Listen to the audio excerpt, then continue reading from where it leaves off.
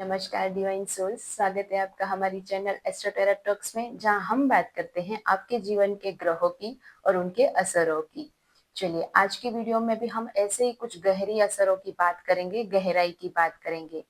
क्या आपने कभी महसूस किया है कि आप अकेलापन या बेचैन बेचैन सा महसूस कर रहे हो, या कुछ छूट रहा है जीवन में पर पता नहीं क्या छूट रहा है, जिसका जवाब आपके पास नहीं है?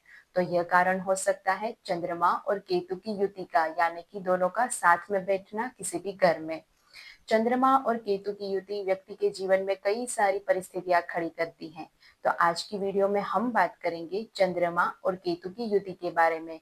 जो संयोजन है, ये सिर्फ ना आपको मन को प्रभावित करता है, परंतु आपकी आत्मा की गहराई से जुड़ा हुआ होता है। चलिए, बात करते हैं चंद्रमा और केतु, ये है क्या। चंद्रमा यानी कि मन की शांति, माँ का प्रतीक, सोचने की क्षमता, विचार, समृद्धि और भावनाएं। यहाँ केतु क्या है? केतु है एक छाया ग्रह, ऐसा छाया ग्रह जिसका वास्तव में तो कोई अस्तित्व नहीं है, परंतु व्यक्ति के जीवन पर इसका बहुत गहरा असर होता है। केतु है मोक्ष का प्रतीक, माया का प्रतीक, शरीर में पीड़ा का प्रतीक, योग करने की क्षमता का प्रतीक, कटाव का प्रतीक।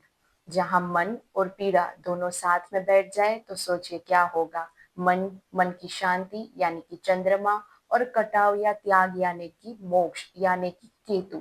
ये दोनों व्यक्ति की कुंडली में आके साथ में बैठ जाए किसी भी भाव में, तो सोच लीजिए क्या कुछ हो सकता है। ऐसे व्यक्ति बहुत संवेदनशील होते हैं। इन्हें किसी न किसी बात का हमेशा डर लगा रहता है, जिसका वास्तव में भी कोई अस्तित्व नहीं रहता है। ये पूरा दिन सोचने में निकलते हैं, और ये कभी कभी ऐसी सोच में निकल पड़ते हैं, ऐसी फ्यूचर सोच में निकल पड़ते हैं कि इनके हाथों में से वर्तमान का समय भी चला जाता है। इनका मन अक्सर भूतकाल या भविष्य काल में ही चलता रहता है, जिसके कारण वर्तमान इनको धुंधला सा नजर आता है। इनको अक्सर नींद में सपने गहराई वाले आते हैं, अजीब अजीब सी घटनाएं आती है, जिसका कोई वर्तमान में तर्क या वितर्क ही नहीं होता है। केतु इनको भ्रमित करता है, ताकि आप समझ सके कि आपकी गहराई क्या है, और व्यक्ति को समझ नहीं आता है कि दुनिया में और जिंदगी में चल क्या रहा है। ऐसे लोग समाज से कटे कटे रहते हैं, या तो भीड़ में भी अकेलापन महसूस करते हैं। चलिए, उदाहरण के रूप से समझते हैं। यदि किसी व्यक्ति के कुंडली में केतु और चंद्रमा की युति चौथे भाव में हो रही है, तो व्यक्ति के जीवन में माँ से लेकर बहुत सी संघर्ष आती है। बन सकता है कि बचपन में माँ से दूरी हो जाए, या फिर भावात्मक रूप से उनसे संबंध अच्छे ना हो, या माँ की सेहत में दिक्कत बनी रहती हो। चंद्र केतु की युति व्यक्ति को कई भावात्मक गहरे अनुभव देती है, तो दूसरी तरफ मन को भ्रमित भी करती है।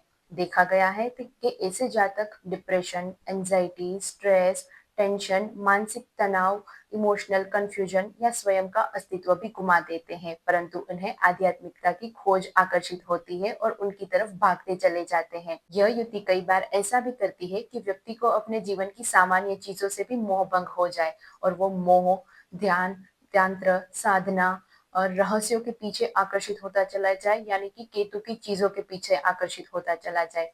केतु पूर्व जन्म का ग्रह है, रहस्यों का ग्रह है। जब वो चंद्रमा के साथ बैठता है, तो दिखाता है कि आपने पूर्व जन्म में कुछ ऐसे काम किए हैं जिसका ऋण बाकी रह गया है, या तो कुछ ऐसे भौतिक सुख लिए हैं जिसका ऋण आपको इस जन्म में लेना है, और या तो ऐसी चीजें, ऐसी भावनाएं जो पूर्व जन्म में अधूरी रह गई थी, जो आपको इस जन्म में चुकानी ही चुकानी है। हो सकता है आपको कुछ ऐसा डर लग रहा हो जिसका वास्तव में कोई स्पष्टीकरण ही नहीं है। यह है पूर्व जन्म की छाया, जो इस युति के जरिए आपके मन को भ्रमित कर रही है। अगर आपकी भी कुंडली में यह युति बन रही है किसी भी भाव में, तो डरने की जरूरत नहीं है, इसका समाधान संभव है। इस युति में दो ग्रह है, चंद्रमा और केतु। दोनों के अलग अलग आप उपाय कर सकते हैं। चलिए, देखते हैं चंद्रमा के लिए उपाय कौन से रहेंगे। चंद्रमा के लिए आप सोमवार के दिन शिवलिंग पर जल चढ़ाएं, माँ की सेवा करें, रोज उनका आशीर्वाद लें, उनके पैर छुएं। और दूसरा, आप चंद्र मंत्र का जाप करें या गायत्री मंत्र का जाप जरूर करें। केतु के लिए आप कंबल का दान करें, गणेश जी की पूजा करें, ध्यान या मेडिटेशन करें, या तो आप दो मुखी या सात मुखी रुद्राक्ष भी धारण कर सकते हैं। ओम केतवे नमः का जाप कर सकते हैं।